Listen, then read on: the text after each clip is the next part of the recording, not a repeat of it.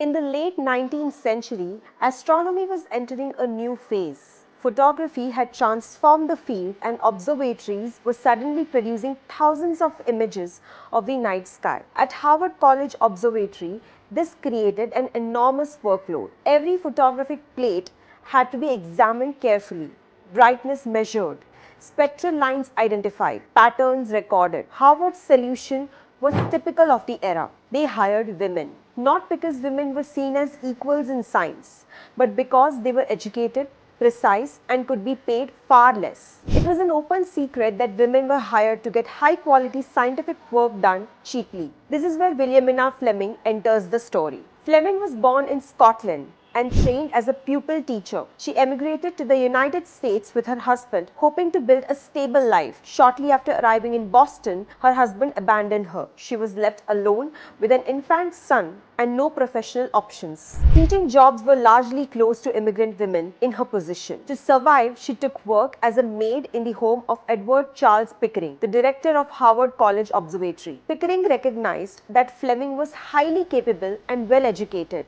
He hired her to work at the observatory. She became one of the earliest members of what would later be called the Howard computers. Her job was demanding and exacting. Hour after hour, she examined glass photographic plates, identifying changes in brightness and subtle spectral differences that others missed. Williamina Fleming was extraordinarily productive. Over her career, she discovered more than 300 variable stars, along with dozens of nebulae and several novae. She helped develop early systems for classifying stars based on their spectra, work that later astronomers built upon. She eventually became curator of astronomical photographs and managed other women at the observatory. And yet, she earned poverty-level wages by professional standards. Male astronomers were paid significantly more, even when their contributions were smaller. Howard got world-class astronomy research for the price of a janitor. Williamina Fleming discovered more stars than most astronomers find in a lifetime, while earning wages that barely reflected her expertise. She was aware of the injustice. She wrote privately about watching less qualified men advance faster and earn more. But here is the truth about Williamina Fleming. She didn't love astronomy despite the exploitation. She loved astronomy enough to endure the exploitation. She could have done the minimum required. She could have withdrawn or grown bitter.